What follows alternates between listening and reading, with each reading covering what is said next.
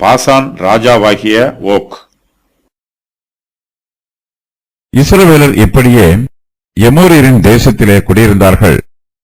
பின்பு மோசே யாசேர் பட்டணத்துக்கு வேவு பார்க்கிறவர்களை அனுப்பினான். அவர்கள் அதைச் சேர்ந்த கிராமங்களை கட்டிக்கொண்டு அங்கே இருந்த எமோரியரை துரத்திவிட்டார்கள். பின்பு பாசானுக்கு போகிற வழியாய் திரும்பிவிட்டார்கள்.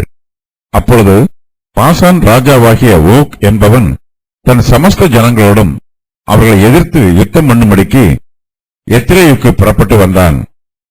கர்த்தர் மோசேயை நோக்கி, அவனுக்கு பயப்பட வேண்டாம், அவனையும் அவன் ஜனங்கள் எல்லாரையும் அவன் தேசத்தையும் உன் கையில் ஒப்புக் கொடுத்தேன். எஸ்போனிலே வாசமாயிருந்த எமோரியரின் ராஜாவாகிய சீகோனுக்கு நீ செய்தபடியே இவனுக்கும் செய்வாய் என்றார். அப்படியே ஒருவரும் உயிருடன் மீதியாயிராதபடிக்கு அவனையும் அவன் குமாரரையும் அவனுடைய சகல ஜனங்களையும் வெட்டி போட்டு அவன் தேசத்தை கட்டிக்கொண்டார்கள். இஸ்ரவேலர் இப்படியே எமோரியரின் தேசத்தில் குடியிருக்கிறார்கள். பின்பு மோசே யாசேர் பட்டணத்திற்கு வேவு பார்க்கிறவர்களை அனுப்புகிறார். அவர்கள் அதை சேர்ந்த கிராமங்களை கட்டிக்கொண்டு அங்கே இருந்த எமோரியரை துரத்தி விடுகிறார்கள். யாசேர் என்னும் பட்டணம் எஸ்போனுக்கு வடக்கில் 10 மைல் தூரத்தில் அமைந்திருக்கிறது. இந்த பட்டணமும் தற்போதுள்ள சீயேரும் ஒன்றாக இருக்கலாம். இஸ்ரவேல் புத்திரருக்கு இங்கு ஏற்பட்ட வெற்றி சீகோனுடைய எமோரிய தேசத்தை முழுவதுமாக வெற்றி பெற்று முடிவுற்றது. இஸ்ரவேல் புத்திரர்கள் மற்ற யுத்தங்களுக்கு ஆயத்தமாகிறார்கள். ரூபன், காத் கோத்திரத்தார்களை விளைச்சல் நிலங்களில் குடியேற்றுவதற்கு ஆவண செய்கிறார்கள். பாசான் தேசம் எமோரியரின் தேசத்திற்கு அருகாமையில் இருக்கிறது. இஸ்ரவேல் தேசம் எமோரியரின் ராஜாவாகிய சீகோனை பட்டய கருக்கினால் வெட்டியதையும் அவனுடைய தேசத்தை கட்டிக்கொண்டதையும் பாசானின் ராஜாவாகிய ஓக் கவனித்து பார்க்கிறான். ஓக் ஞானமில்லாதவன், அவனுக்கு யுத்த தந்திரம் தெரியவில்லை. இஸ்ரவேல் புத்திரர் எமோரியரை நிர்மூலம் பண்ணியதை பார்த்து பாசானின் ராஜாவாகிய ஓக் இஸ்ரவேல் புத்திரரோடு சமாதான உடன்படிக்கை செய்திருக்க வேண்டும். ஆனால் பாசானின் ராஜாவாகிய ஓகோ இஸ்ரவேல் புத்திரரோடு சமாதான உடன்படிக்கை செய்து கொள்ளாமல் அவர்களுக்கு விரோதமாக யுத்தம் பண்ண வருகிறான். பாசான் ராஜாவாகிய ஓக் 60 பட்டணங்களில் ஆட்சி புரிகிறான். எத்திரேயில் சீகோன் தோல்வியுற்றவுடன் ஓகும் தோல்வியுறுகிறான். ஓகும் அவனுடைய ஜனத்தாரும் முழுவதுமாக சங்காரம் பண்ணப்படுகிறார்கள். ராட்சத சந்ததியாரில் இவனுடைய பெயரே கடைசியாக குறிப்பிடப்பட்டிருக்கிறது. வேவுக்காரர்கள் இவர்களை பார்த்து இவர்களுடைய பார்வையில் தாங்கள் வெட்டுக்கிளிகளைப் போன்று இருப்பதாக கூறினார்கள். பாசானின் ராஜாவாகிய ஓக் மீது தங்களுக்கு கிடைத்த வெற்றியை இஸ்ரவேல் புத்திரர்கள் தங்களுடைய வரலாற்றின் பல பகுதிகளில் குறிப்பிட்டிருக்கிறார்கள்.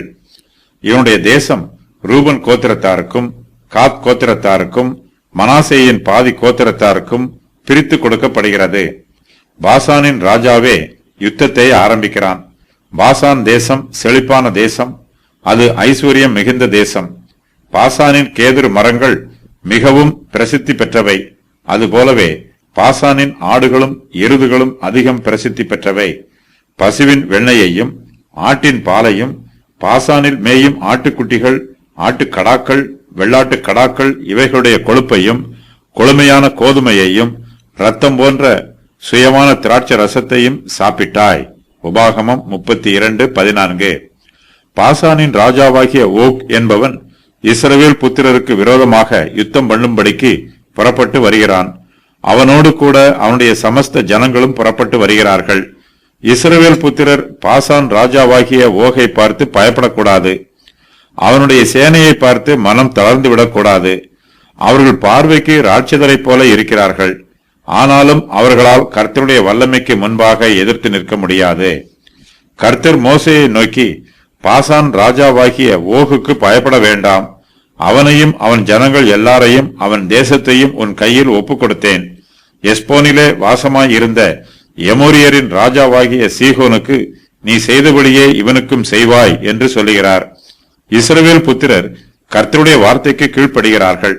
பாசானின் ஜனங்களில் ஒருவரும் உயிருடன் மீதியாயிராதபடிக்கு இஸ்ரவேல் புத்திரர் ஓகையும் அவன் குமாரரையும் அவனுடைய சகல ஜனங்களையும் வெட்டி போட்டு அவன் தேசத்தை கட்டிக்கொள்கிறார்கள். இந்த வசனத்தில் அவன் குமாரர் என்னும் வாக்கியம் ஓகின் குமாரரை குறிக்கும். இது ராட்சதருக்கு பிள்ளைகளும் உண்டு என்பதை குறிக்கும் வாக்கியமாகும். பாசான் தேசம் யோர்தானுக்கு இக்கரையில் இருக்கிறது. பிற்காலத்தில் இந்த தேசம் இஸ்ரவேலின் 2½ கோத்திரத்தாருக்கு சுதந்திரமாயிற்று.